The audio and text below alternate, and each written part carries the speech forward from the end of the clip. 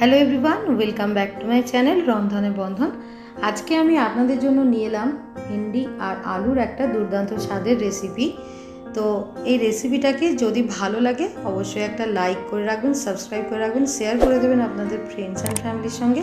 তো চলুন শুরু করা যাক। গরম ভাত কিংবা রুটির সাথেও কিন্তু ভীষণ ভালো লাগবে এই ধরনের রেসিপি। তো ভেন্ডি এখানে নিয়ে নিয়েছি একদম ধুয়ে পরিষ্কার করে। তো এইটার এই প্রথমে মুখটার কাছে আর পেছন দিকটা খুব ভালো করে কেটে নেব। এবার তেলের মধ্যে ভেন্ডিগুলোকে ভেজে দিচ্ছি। তো এগুলোকে ভেজে নেওয়ার সময় অল্প একটুখানি নুন হলুদ দিয়ে ভেজে নেবেন। আর যদি পারেন তো হাফ টিস্পুনের মতন একটুখানি বেসনও দিয়ে দিতে পারেন, এতে স্বাদ কিন্তু ভালোই হয়। তো এইভাবে আমি দেখুন ভেন্ডিগুলো ভাজা হয়ে গেছে, কালারটা একেবারেই চেঞ্জ হয়ে গেছে। এরকম করে আমি ভেজে নেব। তো এগুলোকে একটা জায়গাতে এবার তুলে রেখে দিচ্ছি।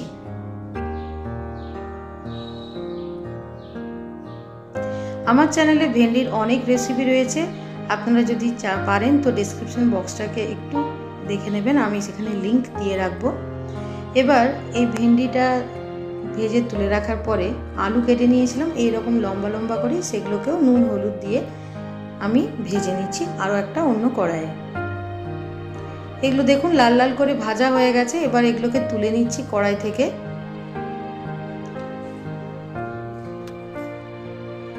তো এখানে দই নিয়ে নিয়েছি, দইটার মধ্যে দিয়ে দিচ্ছি আমি 1 চামচ জিরে গুঁড়ো, 1 চামচ হলুদ গুঁড়ো, 1 টিস্পুনের মতন দিয়ে দিলাম কাশ্মীরি লঙ্কা গুঁড়ো আর নুন। এখানে কাশ্মীরি লঙ্কা গুঁড়ো দিচ্ছি, এখানে একটু কালার হবে কিন্তু ঝাল অতটা হবে না। এবার খুব ভালো করে দইটাকে একটু ফেটিয়ে একটা সাইড করে আমি রেখে দেব। এবার একটা পেস্ট বানিয়ে নিতে হবে, তার জন্য মিক্সারটা নিয়ে নিলাম। তো এর মধ্যে দিয়ে দিচ্ছি এখানে একটা টমেটো কুচিয়ে নিয়েছিলাম, আর এখানে একটা কাঁচা লঙ্কা, আর অল্প পরিমাণে দিয়ে দিচ্ছি আদাটাকে এরকম ছোটো ছোটো টুকরো করে নিয়েছি। এটার একটা জল দিয়ে স্মুথ পেস্ট আমি বানিয়ে নেব। এবার কড়াইয়ে আরও কিছুটা পরিমাণে অল্প পরিমাণেই আমি তেল দিচ্ছি, সর্ষের তেল দিয়ে দিলাম। তেলটা গরম হয়ে যাওয়ার পরে এর মধ্যে 5 ফোড়ন 1 টিস্পুনের মতন আর একটা শুকনো লঙ্কা দিয়ে দিলাম। এবার এখানে দুটো পেঁয়াজকে টুকরো করে রেখেছিলাম, সেই পেঁয়াজটা দিয়ে খুব ভালো করে ভাজা ভাজা করে নিতে হবে। তো পেঁয়াজটাকে এখানে লাল লাল করেই কিন্তু একেবারে গোল্ডেন ব্রাউন করেই আমি ভেজে নেব। তারপরে ওর মধ্যে যে পেস্ট বেটে রেখেছিলাম টমেটো আদা কাঁচা লঙ্কা, সেটাই আমি এর মধ্যে দিয়ে দিচ্ছি। এটা দিতে দিতে আমি এখানে বেশি মশলা দেবো না, শুধু 1 চামচের মতন হলুদ গুঁড়ো দিলাম, কারণ এখানে যে দইটা পড়বে তার মধ্যে সমস্ত মশলাই কিন্তু দেওয়া আছে।